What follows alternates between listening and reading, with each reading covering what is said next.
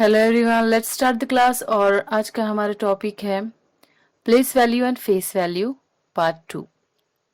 Part 1 में already बना चुकी हूँ, उससे बहुत सारे स्टूडेंट्स को हेल्प मिली है। I am very happy for that. तो मैंने सोचा और थोड़े से डाउट्स क्लियर करते हैं और इसको थोड़ा सा डीपली समझते हैं, थोड़ा और क्लियर करते हैं टॉपिक को। तो इसके लिए सबसे ज़्यादा इम्पोर्टेंट है कि आपको प्लेस वैल्यू चार्ट पता होना चाहिए। अगर आप प्लेस वैल्यू चार्ट समझ जाते हैं तो आप easily place value and face value find out कर सकते हैं। तो let's see how it works, कैसे आप पहचानते हैं। सबसे पहले हम देखेंगे इंडियन प्लेस वैल्यू सिस्टम कैसा है, उसके अकॉर्डिंग हम प्लेस वैल्यू कैसे फाइंड आउट करते हैं। सबसे पहले हमें ये देखना होगा। यहाँ पर मैंने एक अपने तरीके से आपको समझाने के लिए ये नंबर्स यहाँ पे रखे हैं। जैसे कि आप यहाँ पे देख सकते हैं, ये से मैंने यहाँ से right hand side, right to left लिया है। ओके, यहाँ से देखना है आपको 1 2 3 4 5 6 7 8 9।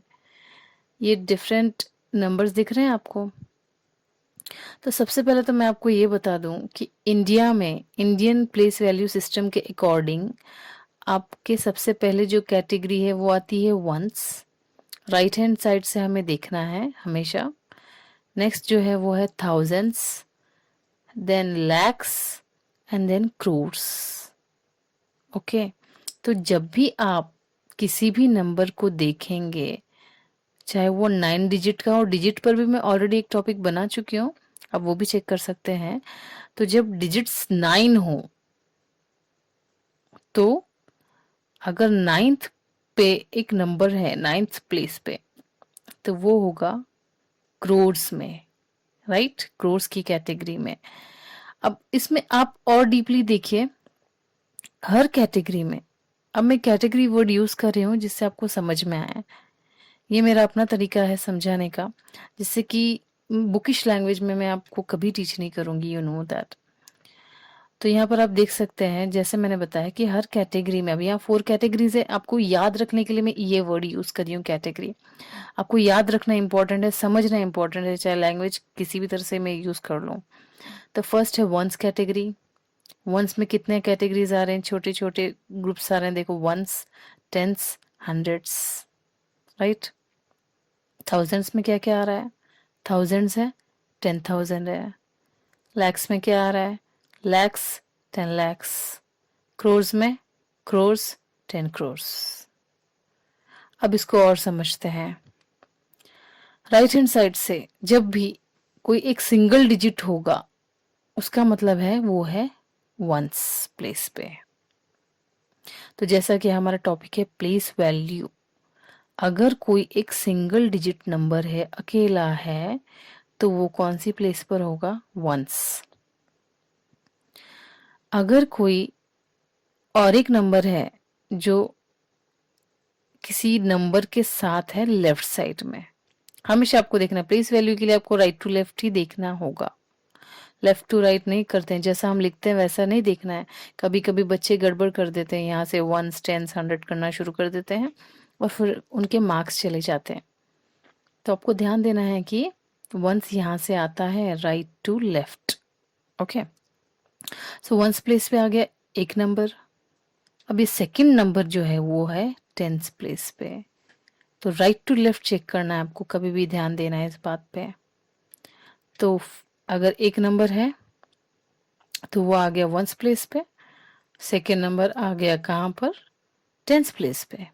अगर और एक नंबर है, 3 डिजिट्स है मान लेते हैं, तो जो right to left third number है वो होगा 100th प्लेस पे, 100 की जगह पे।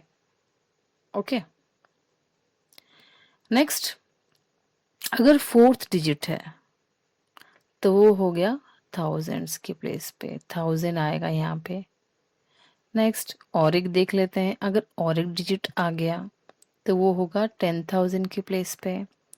Then similarly according to place, ये मैंने इसलिए नंबर भी सीक्वेंस में दिए हैं, 1 2 3 4 5 6 7 8 9 सीक्वेंस में दिया है, राइट? तो आपको ये समझने के लिए ही मैंने सीक्वेंस में दिया है। इट्स नॉट इम्पोर्टेंट कि यहाँ पर 9 ही होगा और यहाँ पर 8 ही होगा या 1 ही होना चाहिए। It's not like that. यहाँ पे नंबर कोई भी हो सकता है, रैंडमली कोई भी डिजिट हो सकता है किसी भी जगह पे। तो जिस जगह पे जो नंबर है वो उसका प्लेस वैल्यू है। समझ रहे हैं आप? अगर नंबर यहाँ पर है, अगर ये 9 इधर होता तो वो उसकी प्लेस वैल्यू क्या होती? 9 और 10 लैक्स है, 10 लैक्स की जगह पे है ना ये, तो ये हो गया 90 लैक्स। समझ रहे हैं आप? यहाँ पे 6 है, 6 की जगह अगर 9 होता, ये वाला 9 यहाँ होता, तो ये होता लैक्स की प्लेस पे, तो ये सीधा हो जाता 9 लैक्स, राइट? ये 5 की जगह पे होता तो 9 होता तो 10,000 है, राइट? तो ये हो जाता 90,000। तो ज़रूरी नहीं है कि नंबर यही होंगे, नंबर कुछ भी हो सकते हैं। आपको समझाने के लिए मैंने ये बताया है कि ये राइट टू लेफ्ट हमें देखना है हमेशा। इस बात को याद रखना है। इस वीडियो को देखने के बाद कोई डाउट नहीं रहना चाहिए। That is my only target. क्योंकि ये बहुत ही ईजी टॉपिक है। अगर आप थोड़ा सा समझेंगे, ध्यान से सुनेंगे, तो आप ज़रूर समझ जाएंगे कि मैं कहना क्या चाहती हूँ। तो नेक्स्ट आपको और एक हिंट देना था मुझे। अब चलो, आपको ये तो समझ आ गया होगा कि प्लेस वैल्यू कैसे फाइंड आउट करनी है, राइट? मतलब कि राइट टू लेफ्ट चेक करना है। और हम जब नंबर देखते हैं, फर्स्ट नंबर जो है ones place, tens, hundreds, thousands, 10,000, ये लैक्स, इस तरह आगे जा रहा है, राइट? तो सबसे पहली चीज है कि ये आपको याद रखना होगा, ये आपके माइंड में होना चाहिए फिक्स्ड। अगर आपको ये याद नहीं है तो आप प्लेस वैल्यू में 100% मार्क्स नहीं ले पाओगे। तो आपको ध्यान देना है कि आपको चार्ट याद हो। चार्ट याद है तो आपके मार्क्स तो फुल आने वाले हैं, उसमें कोई डाउट नहीं है। ओके, अब मैं और एक चीज बताती हूँ आपको। अब राइट टू लेफ्ट है। अब मैंने यहाँ पर ये नंबर्स दिए हैं, इसके हिसाब से आपको मैं बताती हूँ कि यहाँ पे जीरोस कितने आएंगे। अभी वंस है, वंस में कितने जीरो आएंगे? कितने जीरो होंगे यहाँ पे? एक भी नहीं। ये 1 है ना, ऑलरेडी एक नंबर है यहाँ पे। यहाँ पे कोई भी नंबर हो सकता है ना, 1 to 9 या 1 to 0 ले लो। तो 0 है तो फिर तो कोई बात ही नहीं है उसमें। 0 मीन्स अकेला 0 है तो कोई वैल्यू नहीं होगी उसकी, राइट?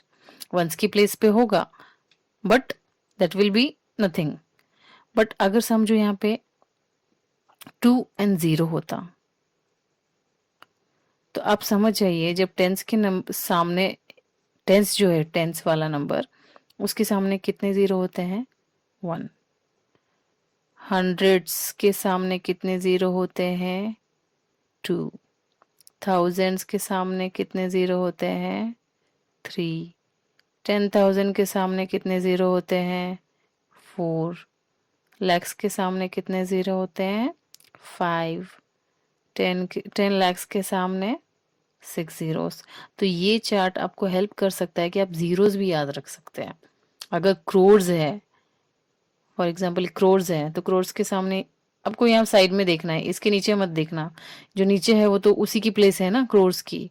क्रोर्स के आगे कितने जीरो लगते हैं, वो इसके पहले वाला नंबर चेक करना है आपको, 7 जीरोस। समझ रहे हैं आप? इस तरह से आप एक इसको एज अ टिप समझ सकते हैं कि जस्ट एक छोटा सा ट्रिक समझ सकते हैं कि ऐसे याद रख के हम जीरोस करेक्टली लिख सकते हैं। बहुत बार बच्चे नंबर्स में जीरोस भी गलत कर देते हैं कि कैसे जीरोस लगाने हैं, कितने जीरोस आते हैं याद नहीं रहता है बच्चों को। तो सर जस्ट थोड़ा सा आप इसको समझ लेंगे तो आपका प्लेस वैल्यू में 100/100 होगा, नो डाउट। अब ये तो हो गया इंडियन प्लेस वैल्यू सिस्टम। अब हम देखेंगे next international place value chart कैसा है। ओके, अब इस चार्ट में थोड़ा सा फर्क है। इसमें फर्स्ट कैटेगरी है वंस, नेक्स्ट है थाउजेंड्स और फिर है मिलियंस। तो यहाँ पे जो क्रोर्स होता है ना इंडियन सिस्टम में, वो नहीं है यहाँ पे, आपको ध्यान देना है। वंस एंड थाउजेंड्स है, बट फिर उसके बाद आ गया डायरेक्टली मिलियंस। यहाँ पे क्रोर्स नहीं है, रिमेम्बर दैट।